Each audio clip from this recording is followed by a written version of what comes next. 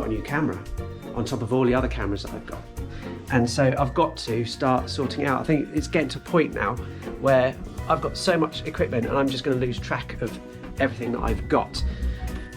So I'm going to capture everything that I own today and go through it. And it's not just like understanding how many cameras I've got and the lenses. It goes further than that, because every camera will have a memory card. I've got spare memory cards, I've got filters, tripods, the accessories, as I mentioned in the other video. It's just absolutely nuts. I mean, here's my little studio.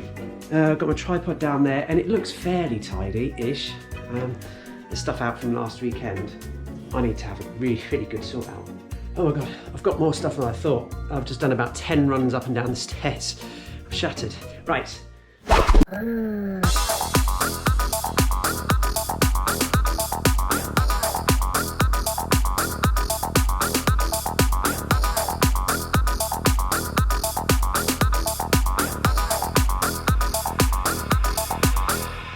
I mean, I have to say, I knew I had a lot of stuff, but I didn't realise I had this much stuff. It's not until I look at it all now on the table, I realise how much gear, and it's the accessories, it's the little bits and bobs. There's just so many.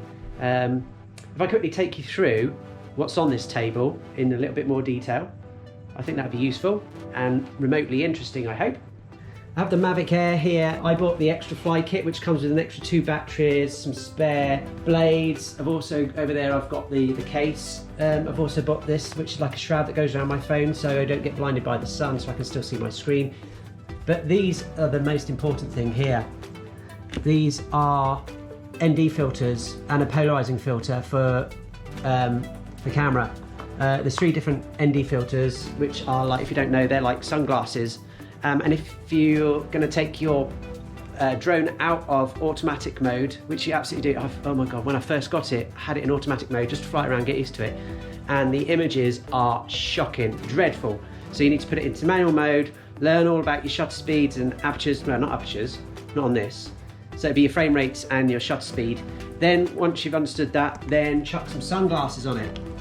So that's what they're about. But these are tiny, look, 70 quid. So, I mean, my drone, that's 800 quid.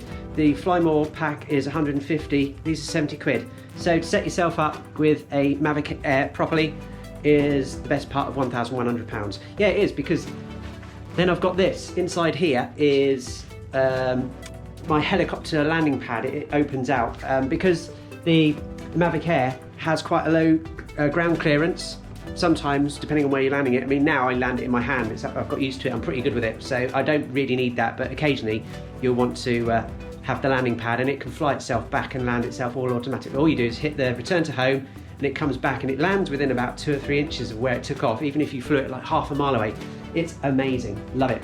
Really good. I have to do the licensing because the laws on the 30th of November have changed, so you can't just take a drone up into the air. You have to have done the online registration and done the test and everything, because of course that's going to stop drones flying over airports, isn't it? No.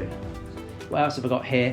This is my camera. This is my first digital camera, the Nikon D50, and I got the standard lens, the kit lens that came with it, and I've also got the zoom lens, this thing over here. I do take that out occasionally and get some nice pictures with that. And even though that camera's really old, I still use it. I've got no real reason to upgrade the camera, that's for sure. Oh, this. I have to talk about this pocket camera. I talked about this in previous videos, saying I absolutely love it. That was up until last Friday. I had a Christmas do. And I thought I'd bring it with me because they were asking this year, can we all take more pictures of each other? So I thought instead of our phone, I'll bring something slightly bigger and better. It was dreadful. This thing was awful. In the slightly lower light, I had my ISO up to 3200. I tried every single autofocus setting I could, and it was just so slow. I really wish I'd just stuck with my phone. I like this thing because the zoom on it is like having a telescope. It's absolutely phenomenal. The video's okay because it's all automatic, but there's nothing manual that you can do on this camera at all. When it goes into photography mode, you can. So yeah, with the photography that happened on the Friday, I have no idea what happened. That's my cup of tea. It's been brewing for 5 minutes. Thank you very much. I'm gagging, looking forward to this. Yeah, I suppose the only other thing that I would talk about is a lot of people on YouTube use GorillaPods for their tripods and for holding their camera in front of them. For me, I'm using this little GoPro stick that came with the GoPro Hero 8.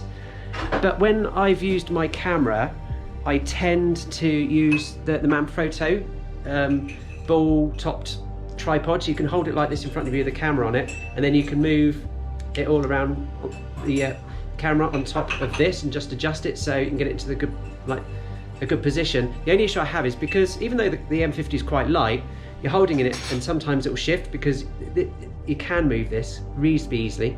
So what I ended up doing is, this is my, it's not a selfie stick, it's a GoPro stick. Yes, you can see once I lock it down, this is my GoPro stick.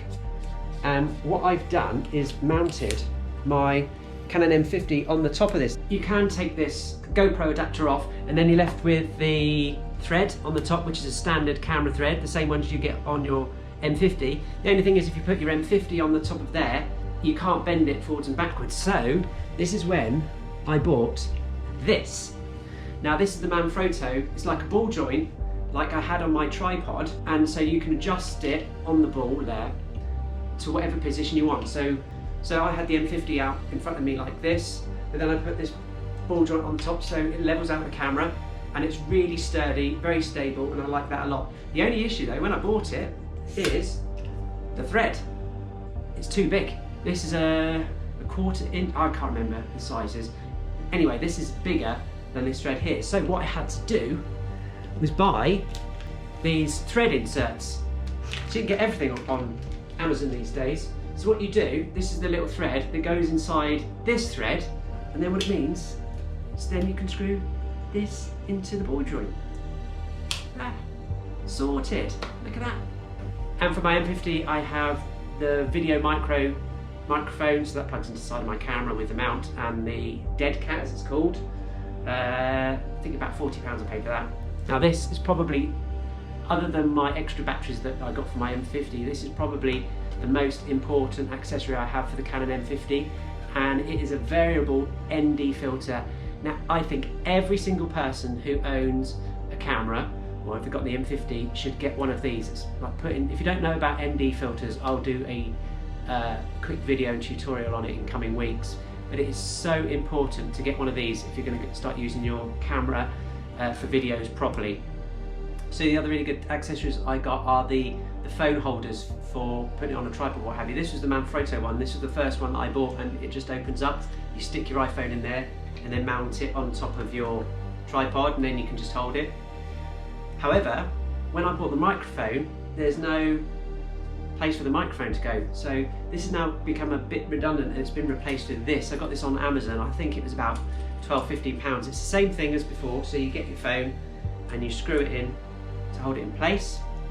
But the beauty about this little adapter, so once you've got your phone in place, there is a place to insert the microphone. You screw this into here, slot this in, and there you go. You've got your camera phone with a decent microphone instead of your phone microphone. So really, I'd recommend, again, if you're going to do any footage and you've got a microphone, then absolutely buy this. So the Webull Lab already comes with one of these, which acts as like a tripod or a hand grip, but I bought a second one because of this, which is like a monopod, extendable monopod, I suppose. So for the wedding video, I had this, I screwed this in, first one. Then I put my gimbal on the top of this so I could extend it up and go much higher above the crowds and stuff, or put it over the tables. I think I paid too much money for this one. The last thing I'm going to talk about in terms of all the accessories I've got, a bit of a game changer, is this. I didn't get it that long ago, and this is my LED strip light for when you're working inside or outside, actually, if it's a bit dark and you need a bit of additional light. This is brilliant, and it's really, oh my goodness, it's so bright. It's got two different white colours as well, so you can adjust the white balance on this. You've got dials on the back, so you can adjust it in lots of ways, but you can also change the colour as well. So I've got it as you won't be able to see on this, I'm sure it'll be blurred out, but you've got like purple, and I can change that. Let's add some green on it, make it like blue, yeah, red as well. So I can get all the different colours with this light and all the different white colours, and it's absolutely brilliant. And it comes with, for a lot warmer light, it's got this magnetic and just sticks on the front. But really good. Really like this. It was £70, but it doesn't come with any batteries, so you need to go onto Amazon and buy the batteries, and you can buy 2 batteries with the charger. I think it's the batteries you'd use with a Sony camera, and they're £30 as well. When I did the Christmas tree part on the last video, I had to get extra lighting and I used this. No, the actual real reason that I got everything out onto the table today was to work out everything that I've got, and I haven't stripped it all down as far as it can go, because everything's still got their memory cards in them and the batteries, but I want to do an inventory of everything that I've got. I think it's really important, particularly once you get to sort of this level or even slightly before. Make sure you know what you have and where it is. Unfortunately, it's one of those boring parts of videography and getting into all of this. As I'm going forward into the new year, I want to become a bit more organised and make sure I'm really on it and ready to go. I've got loads of ideas for the new year, can't wait. Can't do it at the minute. No point with Christmas around the corner, but it's just so miserable and stuff out there. So I'd love to hear your comments on what equipment you've got and what do you use and why you use it.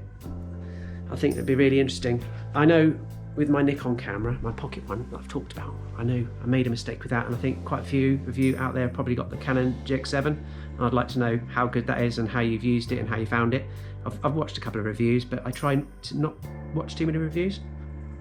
Same with the GoPro 8. I mean, there are loads of reviews out there. It's the latest gadget, everyone wants one. And they're comparing it to the 7, and it goes on and on and on. I know it's going to be good. I know it's probably going to be slightly better than the 7.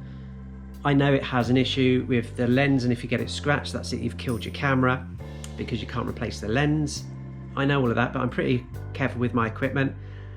And I knew when I bought it, it'd be more than enough for what I need it. I mean, I think it'll be similar to the Hero 5 that I've got on the Session, so when I go out and about, I'm hoping that it'll be a brilliant camera to do some really nice, simple photography and video with something that's the size of, smaller than a packet of cigarettes.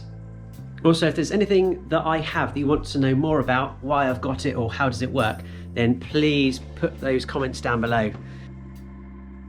So I'm going to wrap the video up here. Thank you so much for watching. I appreciate it's been a bit dry, but I hope it's been useful for you. I know it's been really useful for me to go through all my stuff and to set myself up ready for the next year. Talking about next year, I'm still going to make different bits of content, but I am going to introduce the tutorials. So I think I'm going to start scheduling those. So I think the tutorials will be weekly and the content will be slightly less. So I'll try to do it as often as I can, but with my limited time, we'll just have to see. But the tutorials will come in. I'm going to refresh my channel and hopefully you'll find it really useful. So I can't wait. I'm excited. All that's left to say is to have a very Merry Christmas and a Happy New Year. Take care.